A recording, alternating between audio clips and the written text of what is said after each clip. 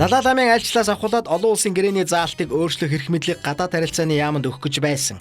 Хятадуудыг Монголд визгүй оруулж ирэх асуудлыг байгаль орчны яамтай хамтран шийдэх гэж байсан гэвчлэн тувт хилам хэрүүл шуганд өртөж байгаа гадаад харилцааны сайд мөнх оргилийн булхаатай муухай явдлуудыг тоочин өгүүлсэн пост олон нийтийн сүлжээнд асуудал үүсгэж байна. Таяр баяр аккаунтаа нүүр номчны дурдсан баримтуудыг та бүхэн сонирдуулъя. Анхлан намрын энх хоёрын гараас хөтлөн Монголын улс төрд орж ирсэн мөнх оргил цаг үргэлж Монгол улсад гай тарьсаар иржээ. 2002-оос 2004 он шууган тарьж байсан хадгалан зээлийн хоршооны луурыг бий болох эрх зүйн орчныг бүрдүүлэн луур гарах нөхцлөөр хангасан нь яагаад ч юм мөнх оргил байсан гинэ. Хадгалан зээлийн хоршоодыг дампууруулсан зорилго нь тухайн үеийн хуулийн цорхойг ашиглан иргэдийн гар дээрх бэлэн мөнгийг хадгалан зээлийн хоршоодод татан бөөгнөрүүлж байгаад хадгалан зээлийн хоршоодыг дампууруулан Монгол Ардын Явсгалт намын сонгуулийн мөнгийг босгох явдал байсан байна. Энэхүү хэрэгээс болж маш олон хадгалан зээлийн хоршоод дампуурсан эцдийг нь барьж хорин шоронд хийснээс гадна гэр хорооллын барилгажид хадгалан зээлийн хоршооны захирал төмөнгөрөл санхүүгийн зохицуулах хорооны дарга Бадраг ажил дээр нь хутгалан хөнөөсөн байна. Харин дараа нь 2004 онд улсын хурлын гишүүнээр сонгогдсон гарч ирсэн мөнх оргил хадгалан зээлийн хоршоодын хувирлыг төрөөр төлөвлөх хууль санаачлан батлуулж маш олон улс төрчид хадгалан зээлийн хоршооноос зээлж авсан их хэмжээний мөнгийг өөртөө үлдээж чадсан гэдэг юм.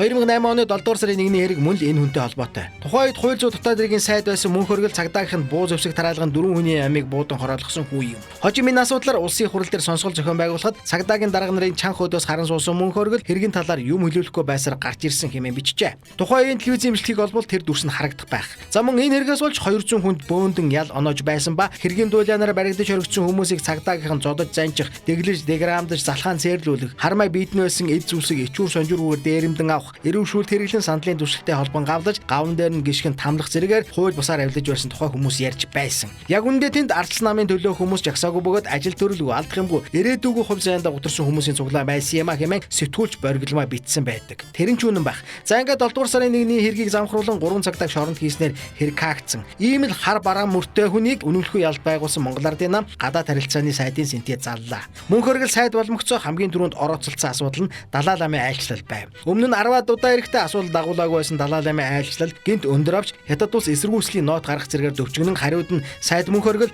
Хятадын талаас өөрчлөл гуйж Монгол Ардын нам засаг барьж байх хугацаанд Далай лам Монголд ирэхгүй хэмээн шалтаа буусан мэдэгдэл хийснийг та бид харсан. Хятадууд ч сүүлээ сэрвэн дээрээ тавьж монголчууд өөрчлөл гуйлаа хэмээн төв хэллүүдээрээ мэдээлэн бөөн сөрийг үзүүлв. Харин сүүлийнхий тоногт Хятадуудыг визгүй зорчуулах асуудалд орооцолдож монголчуудын дургуйслыг асар ихээр үргээд байгаа юм. Одоогийн байгаа визийн журмыг чангаруулах талаар ярих байтал харин хөнгөлөх талаар ярьж буг нь юу гэж ойлгох вэ? Монгол улсын гадаад бодлого өөрчлөгдөггүй. Тууштай байдгаараа онцлогтой бөгөөд тухайлан Хятад улсын иргэдэд олгодог визний журам болон бусад өөр асуудлуудаа өөрчлөлт оруулгүйгээр 60-аас 100 жил болж байгаа гэдэг юм байна. Харин энэ үнийг сайд болсноос хойш Монгол улсын гадаад бодлого, гадаад харилцаа огцон мунаж гадаад улсын дунд нэр хүнд нь сэвдэж эхэллээ. Дотооддоо олон улсын гэрээний заалтыг өөрчлөх гэсэн асуудалд нэр хавчуулагдсан. 7 дугаар сарын 1-ний хэрэгт хар мөрөө үлдээсэн. Хятад улстай харилцаж байсан уламжлалт харилцаанд таагүй мөр үлдээсэн. Хятад иргэдийн визний асуудлыг хөнгөчлөх асуудлыг ярьж гисэн зэргээс нарахад Монгол улсын гадаад бодлогыг тодорхойлох нь бүхэл дотооддоо асуудал шийдэлс хэмжээнд оролцуулж болохгүй тийм аюултай хүн болон харагдаж байна. Монгол Ардын нам боловсон хүчний уналтанд орчихоогүй юм бол энэ сайдыгаа яаралтай солих хэрэгтэй. Сайдын синтегэва 6 сарын дотор ингэж байгаа хүн цаашдаа яана гэж харж суух. Хар мөртэй хар зоригтой энэ хүнийг цаашид байлгаад авах нь Монгол Ардын намын өөрийнх нь нэр хүнд